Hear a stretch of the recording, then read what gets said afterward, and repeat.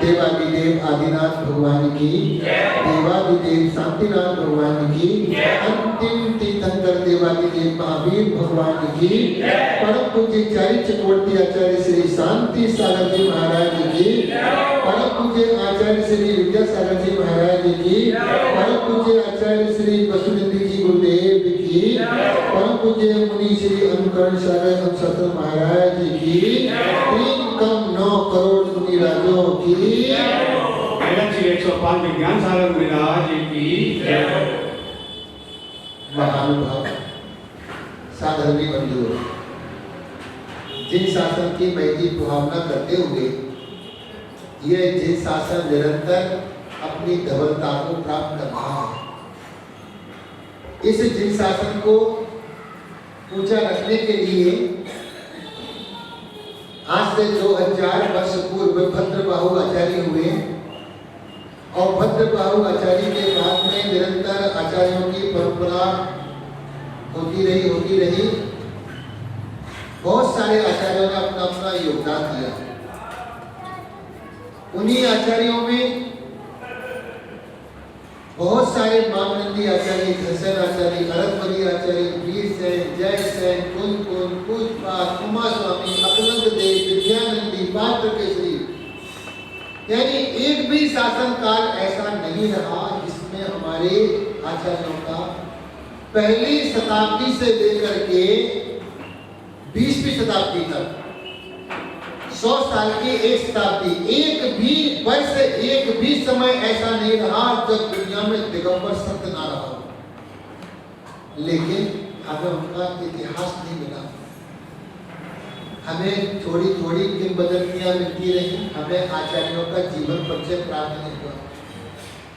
न जाने कितने अतिशयों से भरा हुआ जैन धर्म, लेकिन हमने इसको सीमित कर दिया। आज अफसोस की बात होती है, कोई विद्वान, कोई साधु, कोई त्यागी हमारे जिन शासन की महिमा नहीं बतलाते हैं। प्रवचन में एक भी कहानी कहीं पर भी जैन धर्म संबंधी नहीं आती है, न किसी आचार्यों का चित्रण चलता है, न कोई तीर्थों के आश्रय के बारे में बात करता है। सभी को पता है महावीर जी है, तिजारा है, क्या है। आपसे प्रश्न पूछते हैं शुरुआत में, मनोज जी कितनी बार महावीर जी गए? 10 बार। कोई बताएगा महावीर जी में मूल लायक भगवान कौन से हैं? कौन से भगवान मूल लायक वहां पे? बिल्कुल नहीं, महावीर स्वामी है ही नहीं। आपने कभी देखा मूर्ति पे महावीर स्वामी के चिन्ह? उस मूर्ति पे चिन्ह तो कोई है नहीं, तो कैसे महावीर स्वामी बन जाएंगे? उन्होंने सोने का शेर आगे रख दिया है, प्लेट बना करके, प्लेट पे बनाया है, लेकिन वो महावीर स्वामी कैसे हो गए? मूर्ति में कोई चिन्ह ही नहीं है। और इतने सालों से हम उनको भगवान महावीर की तरह पूजा करते आ रहे हैं। आज हम महावीर जी की कथा चलते हैं, कोई वाली भी हो, भगवान महावीर स्वामी की ही प्रतिमा है वो, लेकिन खुदाई करते हुए 2 चीजें मिली थी, एक भगवान का आसन और एक भगवान की मूर्ति। 150 साल के बाद में मूर्ति निकलने के बाद में, तब तक मंदिर छोटा सा था। अमरचंद जी बिलाला, उन्होंने जाकर के 3 शिखर का मंदिर बनवा दिया। लेकिन जो वो खुदाई करने वाला था वो जाति से चमार था, है ना, मीना गुजर। गुजर माने गुजर और मीना माने बोलते हैं चमार के लिए। उसको मूर्ति मिली, उसके वंशज आ गए मूर्ति मांगने के लिए, हमारे बाबा की मूर्ति वापस करो। हमारे बाबा ने मूर्ति निकाली थी, ये लोग असमंजस में हो गए, ये मूर्ति ले जाएंगे।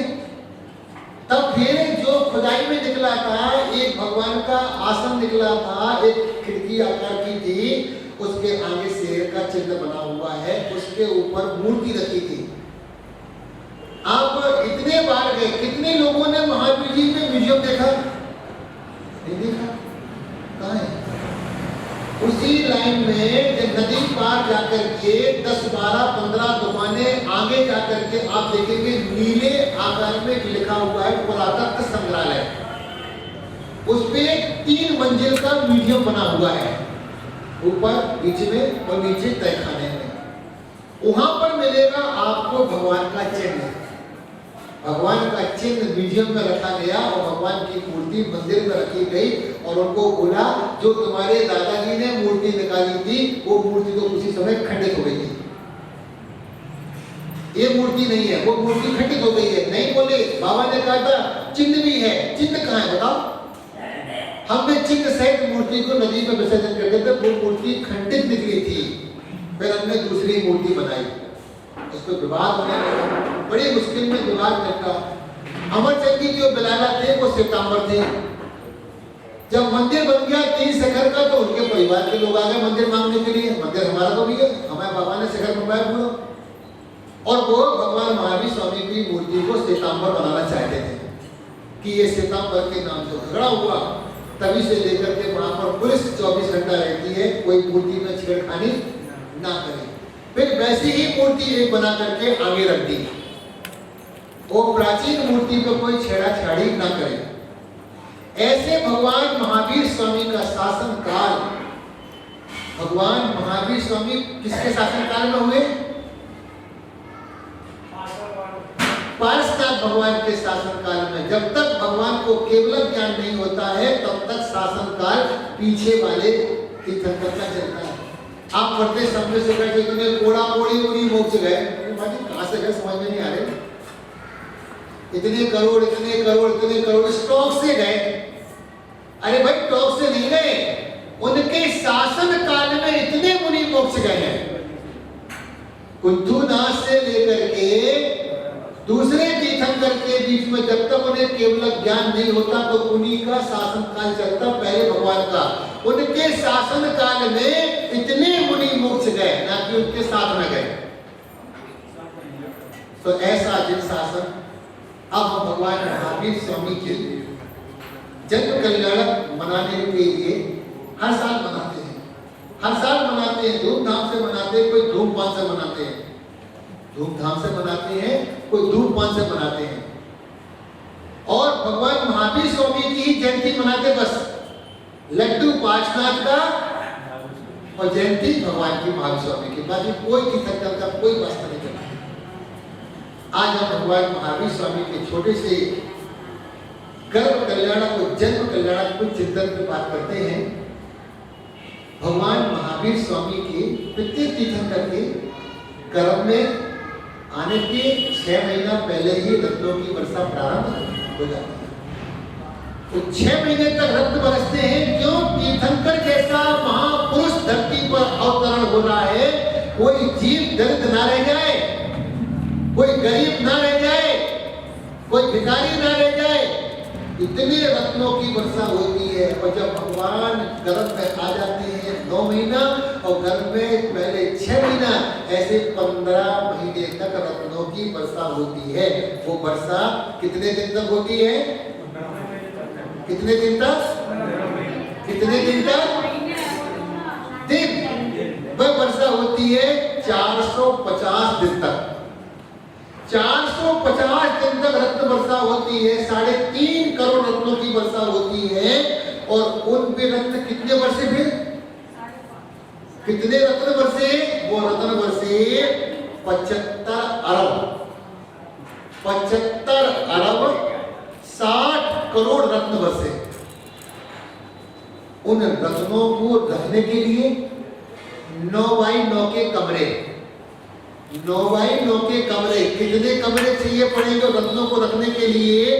1 इंच का यदि वो रत्न होगा, 1 इंच का मोटा चौड़ा लंबा कोई रत्न होगा, तो 9x9 के उन रत्नों को रखने के लिए 60,690 कमरे चाहिए उन रत्नों को भरने के लिए।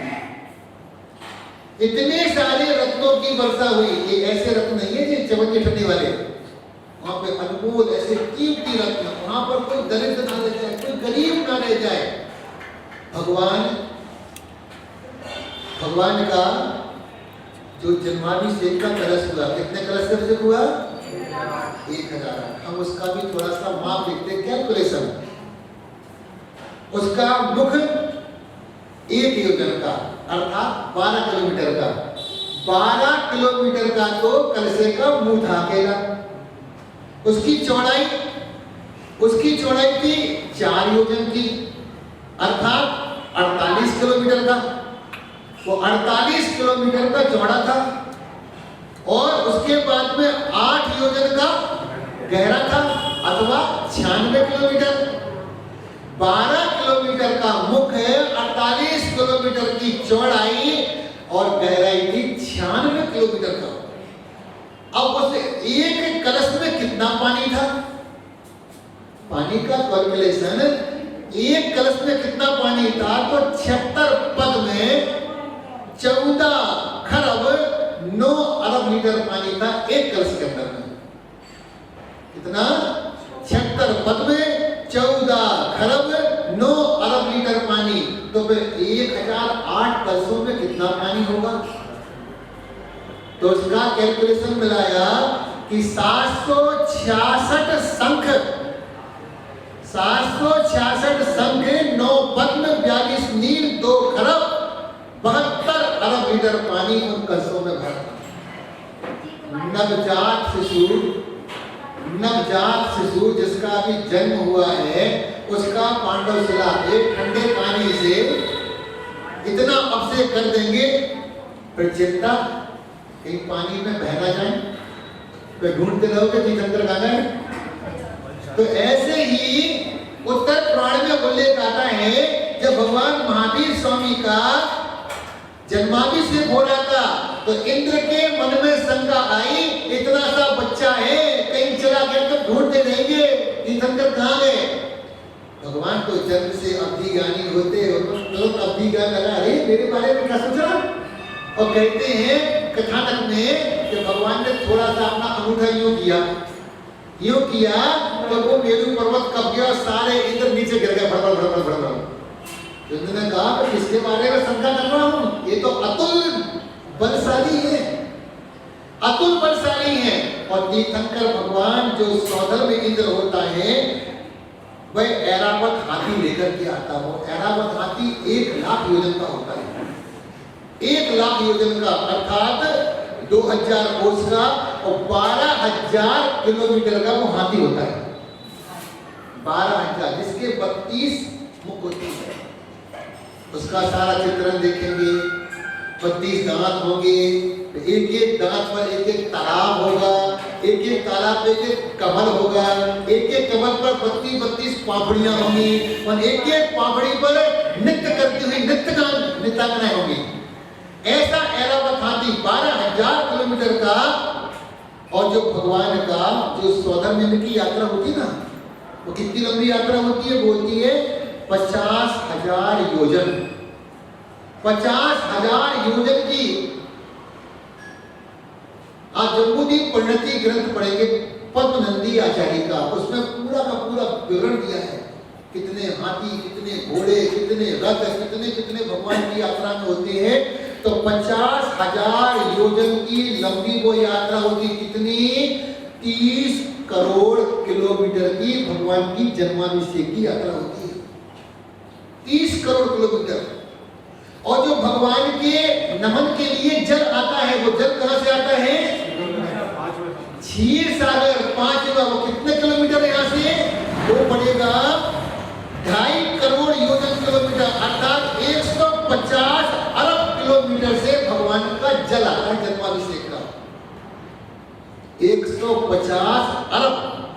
किलोमीटर से,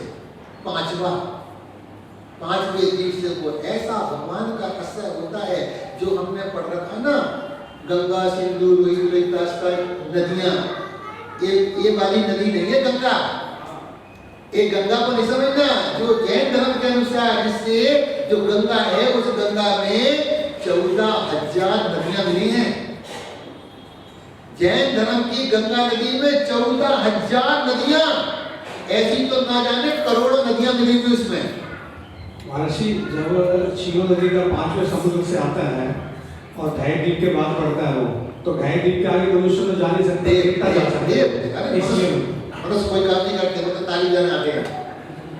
मनुष्य तो ताली बजाने आते हैं। भगवान के पांचों कल्याणक देव करते हैं, एक भी मनुष्य नहीं करते कल्याणक। भगवान गर्भ में आए, माता को पता नहीं चला कब गर्भ में आए, और देवों ने आकर के भगवान का गर्भ कल्याणक की पूजा भी कर ली। भगवान का जन्म हुआ, सब सोते रहे, देवता उठा करके उन्हें ले गए सुमेरु पर्वत पर। किसने किया जन्माभिषेक? मनुष्यों को तो पता ही नहीं चला। जब भगवान को केवल ज्ञान दीक्षा ली तो लोकांतिक देव आए, उन्होंने संबोधन किया, उनकी अनुमोदना की, मनुष्यों को तो पता ही नहीं चला। और जब भगवान को केवल ज्ञान हुआ तो देवों ने आके भगवान का समोषण लगाया, मनुष्यों ने क्या किया? जाके बैठ गए। और जब भगवान को मोक्ष हुआ तो अग्नि कुमार देवों ने आकर के भगवान का संस्कार किया, मनुष्यों को पता ही नहीं चला कब मोक्ष निकल गए। तो भगवान का पंच कल्याणक की जो पूजा की, इसलिए लिखा भक्तांबर, भक्त अमर। भगवान का भक्त कौन? अमर। अमर माने देव, देव कहलाते हैं। और आपको आश्चर्य बताएंगे, आप आश्चर्य करोगे कि मानतुंग आचार्य ने भक्तांबर नहीं लिखा, जिसको हजारों साल से लोग पढ़ते आ रहे हैं। मानतुंग आचार्य ने भक्तांबर लिखा ही नहीं है। कैसे कर दिया आपने? पहला अक्षर पकड़ लिया, भक्तांबर प्रणत मौलिमणि प्रभाण, उसका नाम था आदिनाथ की स्तुति। सही नाम था उसका आदिनाथ की स्तुति। हमने पहला अक्षर पकड़ लिया, ऊपर लिख दिया भक्तांबर स्तोत्र, लास्ट में पढ़ लिया तम्मान तुंग मविसा समुपेत लक्ष्मी, हमने उनको मानतुंग नाम दे दिया। ऊपर से भक्तांबर पकड़ लिया, नीचे से तम्मान तुंग करके मानतुंग का नाम लिख दिया। मानतुंग आचार्य की लंबी कहानी है, शाम को समय मिलेगा तो आपको बताएंगे भक्तांबर की रचना कैसे हुई, मानतुंग आचार्य कौन थे, उनके गुरु का नाम क्या था, उनके शिष्य का नाम क्या था, सारे का सारा कथानक आज शाम को बताया जाएगा। आज इतना ही देखते हैं। और एक जिक्र किया था कैलाश यात्रा का, समय हो गया है, शाम को बताने का प्रयास करेंगे। एक व्यक्ति था, आज से 600 साल पहले वो कैलाश की यात्रा करने गया था। कैसे कैसे यात्रा करने गया था तो आपको बताया जाएगा। उस आदमी को 24 भगवान की सिद्ध भूमि के दर्शन करने के लिए 22 साल लग गए पूरे। 22 साल उसका नियम था कि मेरे को 24 भगवान की सिद्ध भूमि में दर्शन करना है। लेकिन जाकर के अटक गया कैलाश पे, उसको मैं देवता उठा करके उसको कैलाश की यात्रा कराई। वो कौन व्यक्ति था, शाम को उसका वर्णन देखेंगे। समय से आओगे, समय से लाभ मिलेगा। बोले महावीर भगवान की जय।